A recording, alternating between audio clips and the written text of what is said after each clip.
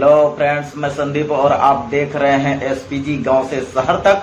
आइए हम दिखाते हैं आज की सबसे बड़ी खबरें। विशेषतः गँगस्टर उभे राहिले आहेत आणि ड्रग्सच्या संदर्भात मोठा हो हल्ला करण्याचं काम चाललेलं आहे। त्यावेळी हे विसरतात 100 कोटी रुपयाच्या संदर्भात आम्ही नाही, माननीय उच्च न्यायालयाने यांच्या गृहमंत्र्यांच्या विरुद्ध एफआयआर करून त्यांना अरेस्ट केली। सरकार त्यांचं होतं, आम्ही नाही केलं। त्यांच्या गृहमंत्र्यांच्या विरुद्ध माननीय उच्च न्यायालयाचे तेव्हाचे मुख्य न्यायाधीश यांच्या खंडपीठाने यांच्यावर एफआयआर दाखल करा म्हणून सांगितलं। आणि आज ड्रग्सच्या विरुद्ध आम्ही लढाई सुरू केली आहे, संपूर्ण देशामध्ये सुरू केली आहे। आणि त्यामुळे हे जे काही साठे आज सापडतायत, मोठ्या प्रमाणात जी कारवाई होते आहे ती कारवाई आपल्याला पाहायला मिळते। ही कारवाई अशी सुरू राहणार आहे।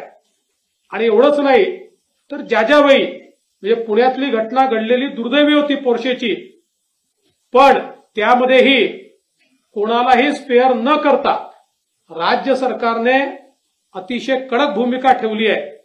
त्यामुळे निश्चितपणे कायदा सुव्यवस्था असो किंवा zero tolerance policy towards drugs असो, हे सरकार या ठिकाणी करतच राहणार आहे। त्याच्यात ते गुंतवणूकदारांनी महाराष्ट्राकडे पाठ फिरवल्याचं सांगतायत, तेव्हा हे विसरतायत की त्यांच्या काळामध्ये 3ऱ्या-4थ्या नंबरवर गेलेला महाराष्ट्र मुख्यमंत्री एकनाथराव शिंदेजींच्या नेतृत्वात दोन्ही वर्षी नंबर 1 वर आलेला आहे।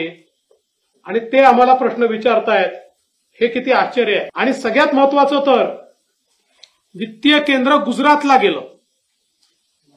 खरंय गेलं, कधी गेलं? 2012 साली गेलं। मुख्यमंत्री कोण होते? काँग्रेसचे। प्रधानमंत्री कोण होते? काँग्रेसचे। आणि ते आज विचारतायत की वित्तीय केंद्र हे गुजरातमध्ये कसं गेलं। आपण जर बघितलं तर पेपर फुटीच्या संदर्भात ते बोलतायत। सर्वात जास्त पेपर फूट उद्धव ठाकरेजी मुख्यमंत्री असताना झाली आहे।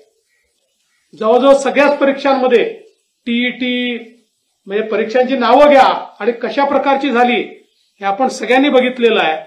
आणि ते आम्हाला प्रश्न विचारतायत, पण निश्चितपणे त्या संदर्भात आम्ही इतक्या मोठ्या प्रमाणात परीक्षा घेतल्या, त्याचा सगळा रिपोर्ट कार्ड या अधिवेशनामध्ये निश्चितपणे आम्ही त्या ठिकाणी